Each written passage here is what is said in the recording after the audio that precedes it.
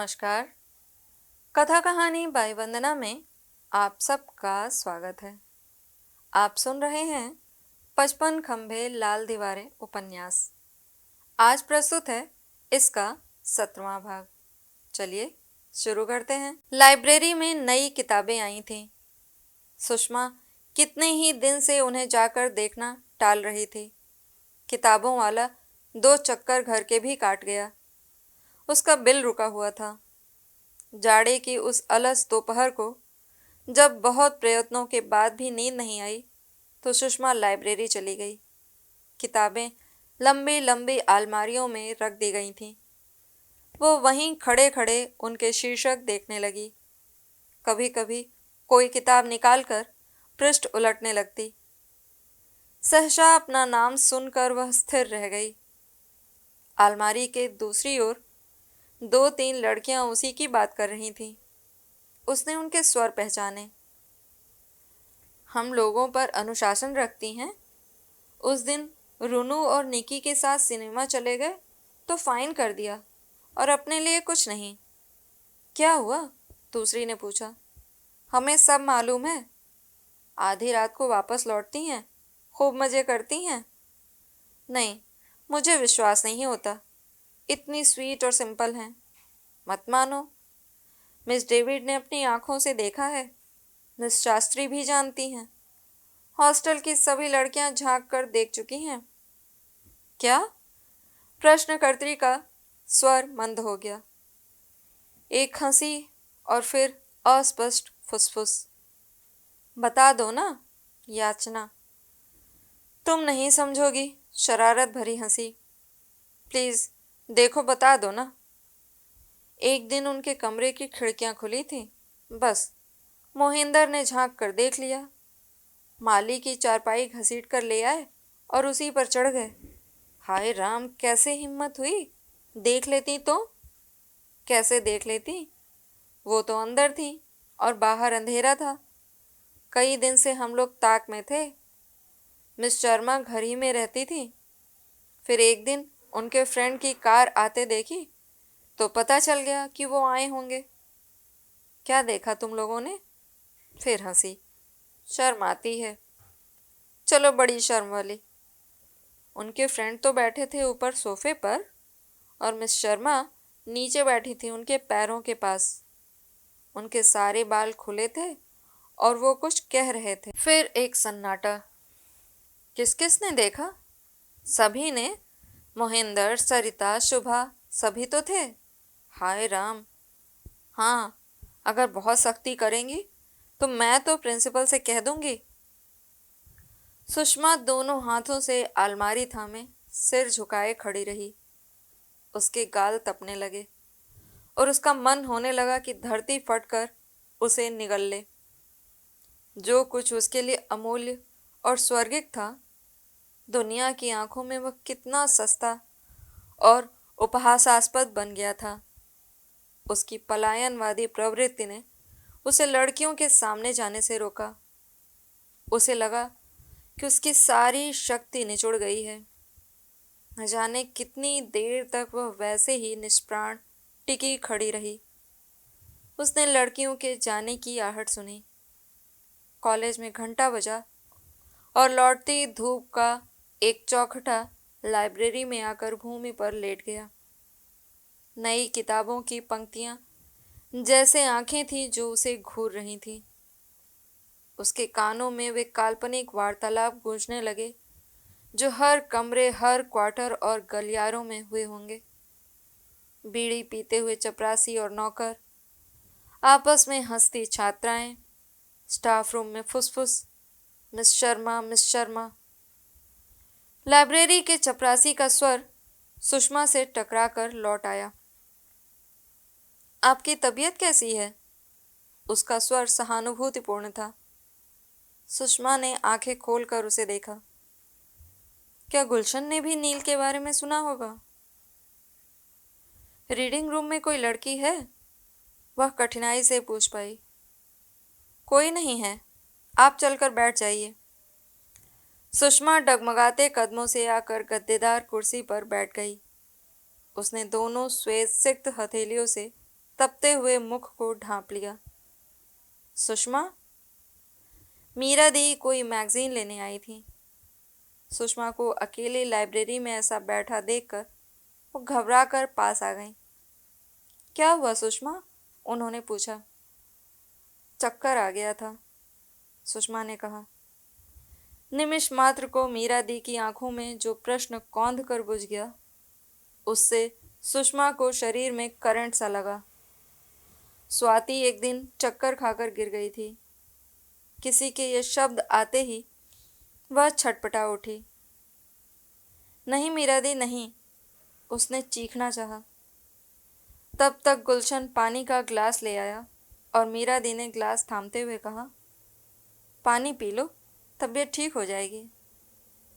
और जो कुछ क्षण के उस सूक्ष्म खंड में उनके मस्तिष्क में आया था, उसी कारण उनके मुख से निकल गया, हाँ पानी पी लो और चलकर आराम करो, नहीं तो लोग बात का बतंगड़ बनाएंगे।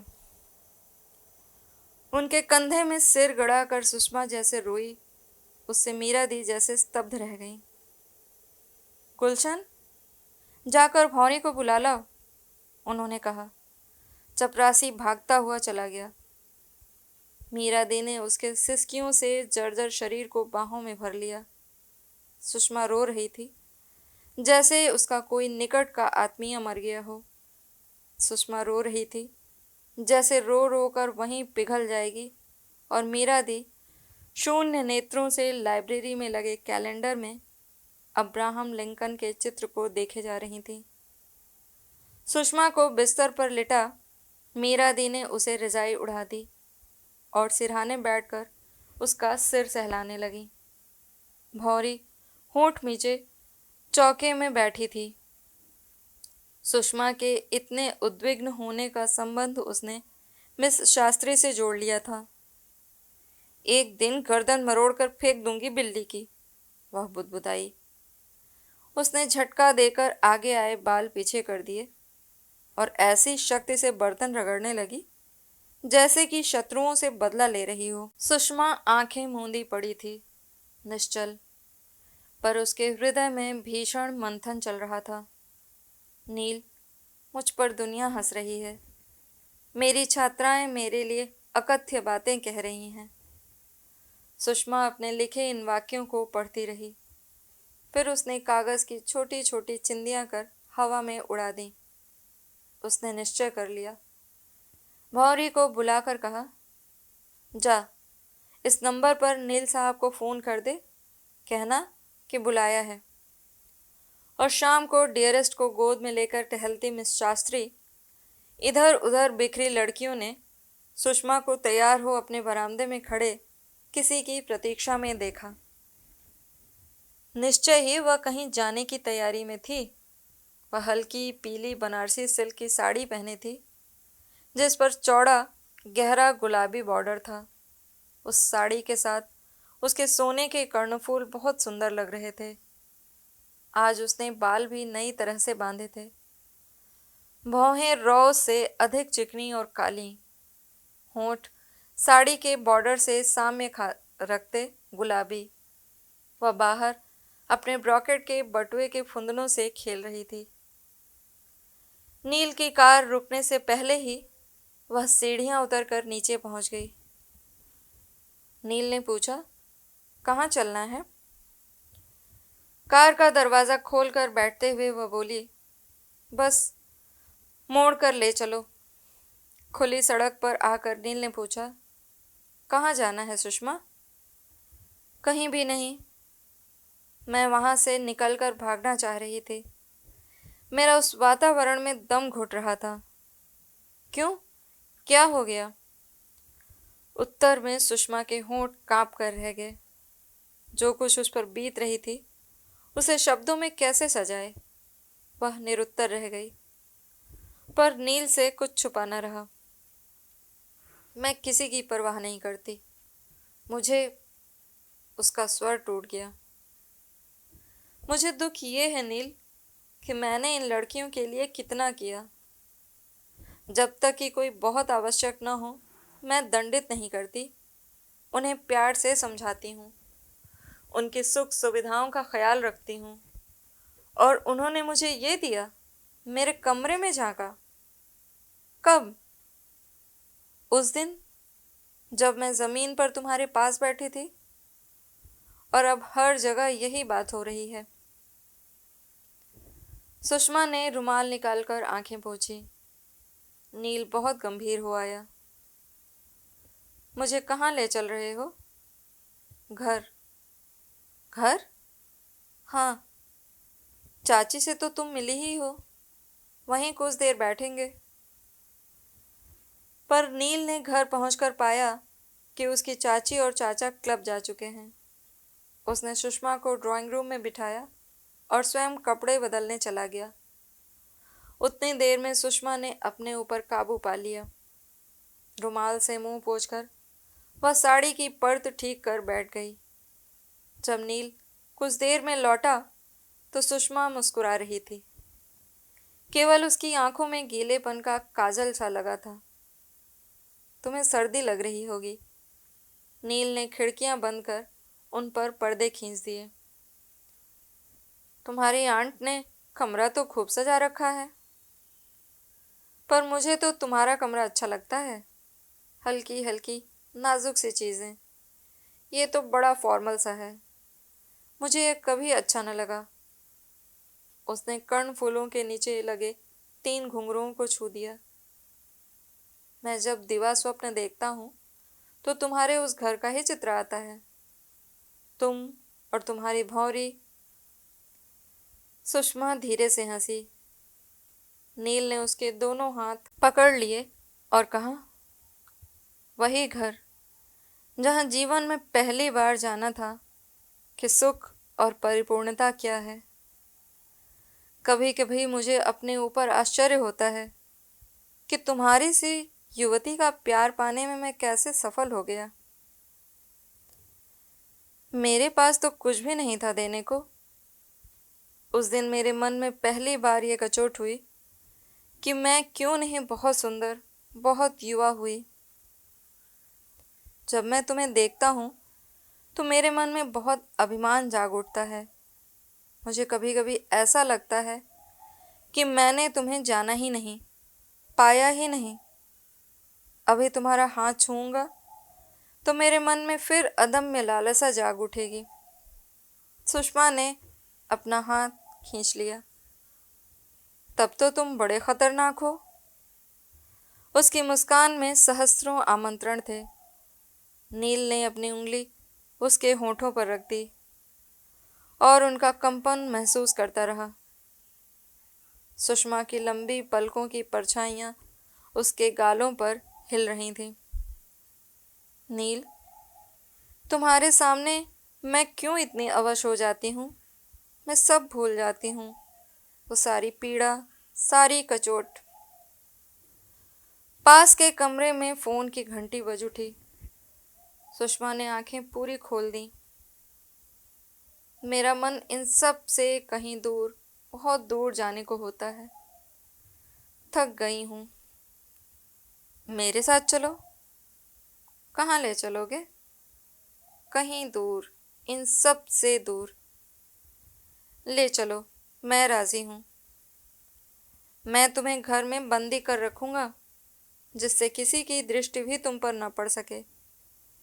मुझे डर लगता है कि तुम मुझसे छिन न जाओ। तुम्हें तुम्हें डर लगता है?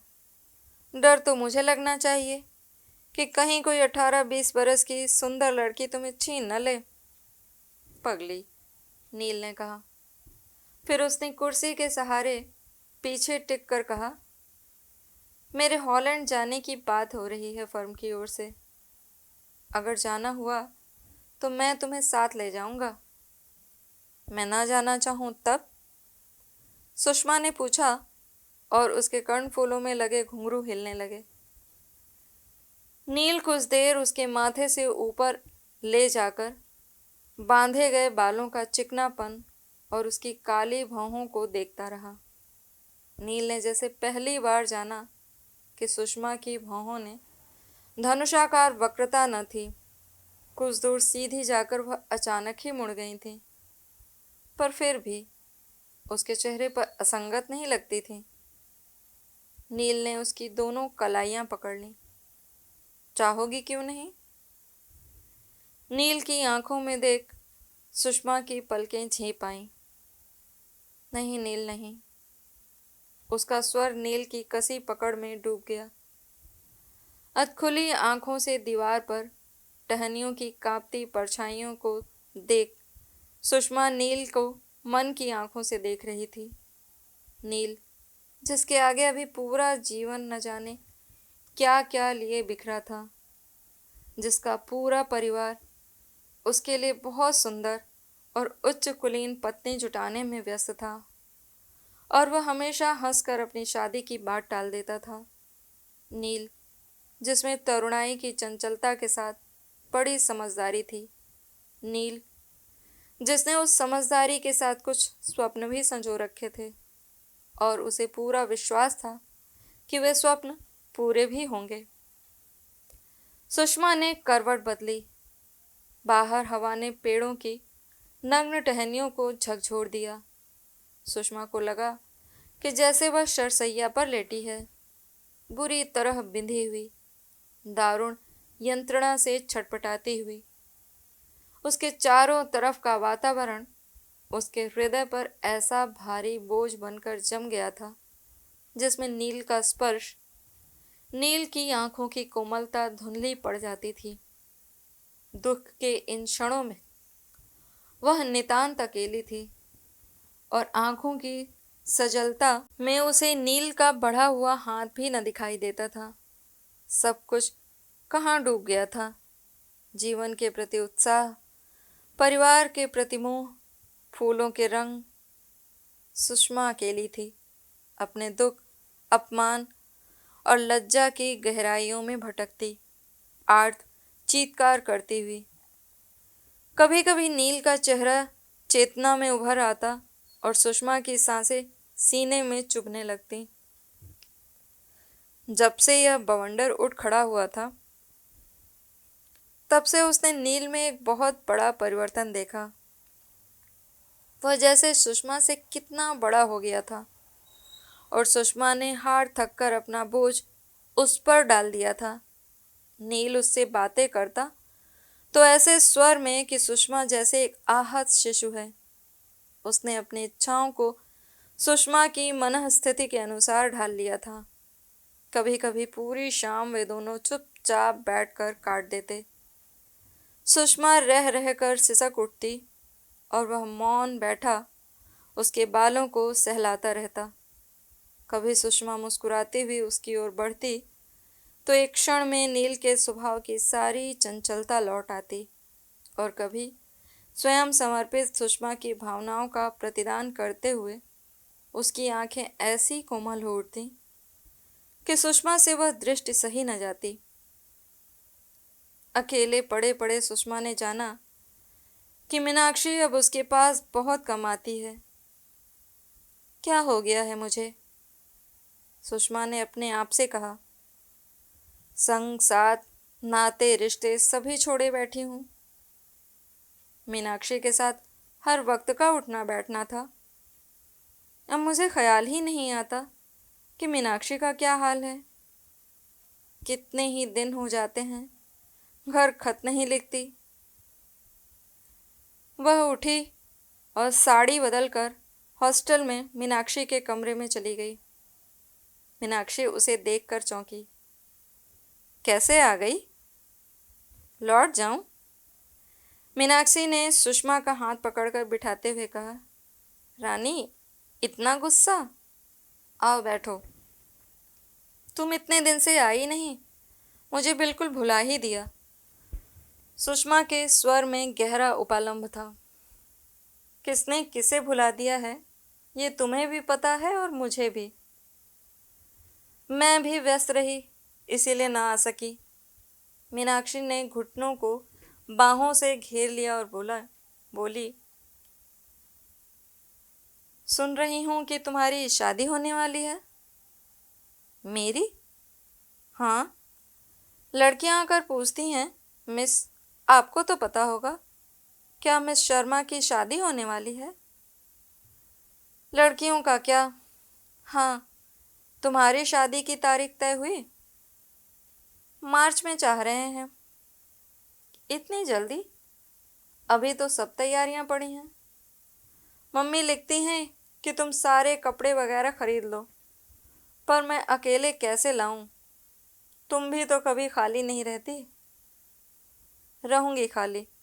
तुम बताओ कि कब चलूं? सुषमा ने कहा। जुलाई से फिर मैं आऊंगी नहीं, मीनाक्षी ने अप्रयोजन ही कहा। नौकरी छोड़ दोगी?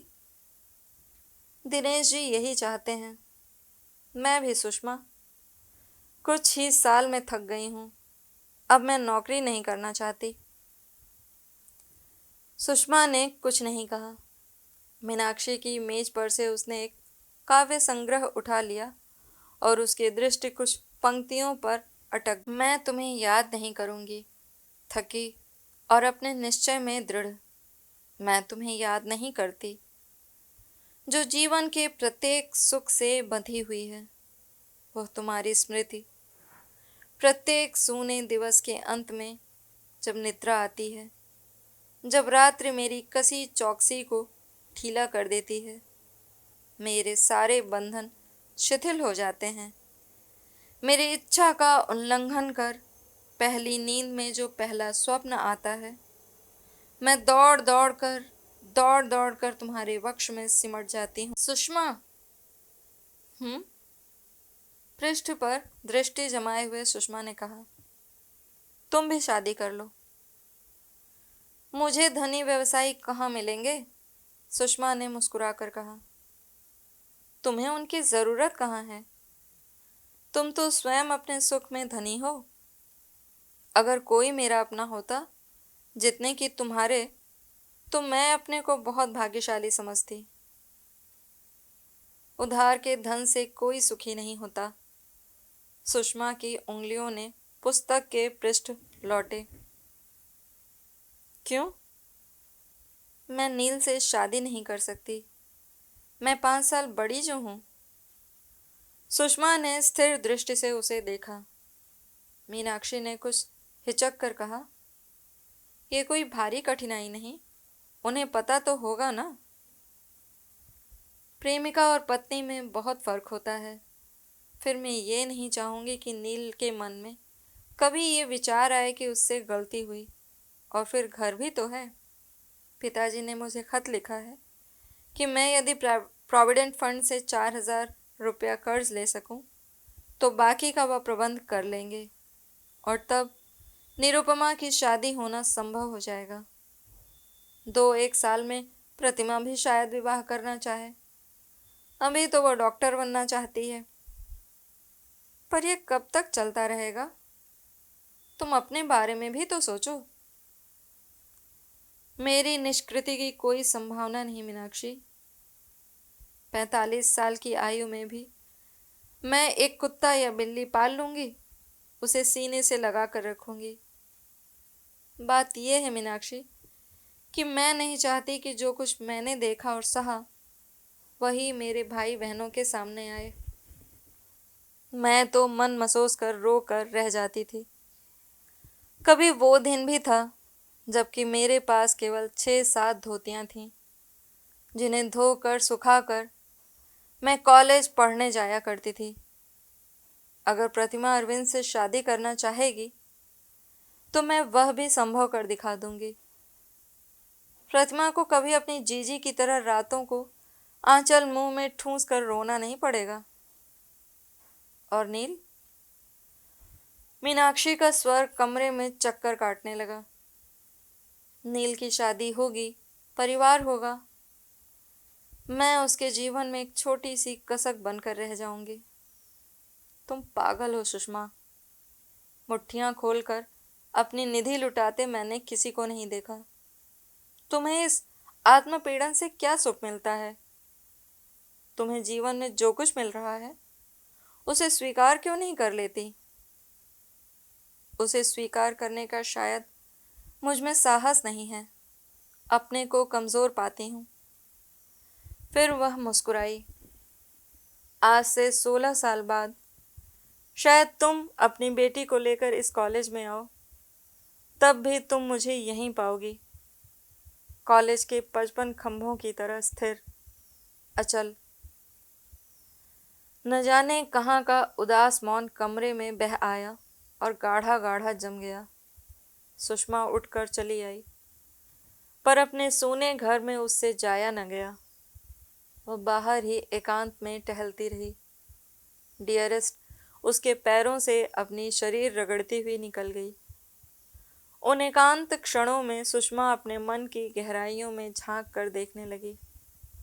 उसे कभी कभी अपने पर स्वयं आश्चर्य होने लगता। नील के आगमन से पहले उसका जीवन कितना भिन्न, नियमित था। आना जाना, घूमना फिरना सभी होता था, पर उसके कोई अर्थ न थे। अब तो जीवन के प्रति उसका दृष्टिकोण ही बदल गया था।